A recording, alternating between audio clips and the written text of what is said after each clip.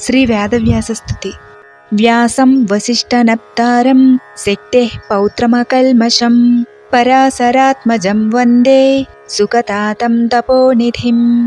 व्यासाय विष्णुरूपाय व्यासरूपाय विष्णवे नमो वै ब्रह्मनिधये वासिष्ठाय नमो नमः।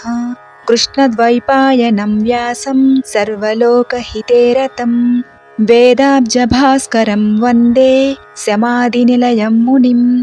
वेदव्यासं स्वात्मरूपं सत्यसन्धं परायणं शान्तं जितेन्द्रियक्रोधं सशिष्यं प्रणमाम्यहम्। अचतुर्वदनो ब्रह्मा द्विबाहुरपरो हरिः अवाललोचनः शम्भुः भगवान् बादरायणः। शङ्करं शङ्कराचार्यं केशवं बादरायणं सूत्रभाष्यकृतौ वन्दे भगवन्तौ पुनः पुनः। ब्रह्मसूत्रकृते तस्मै वेदव्यासाय वेधसे ज्ञानशक्त्यवताराय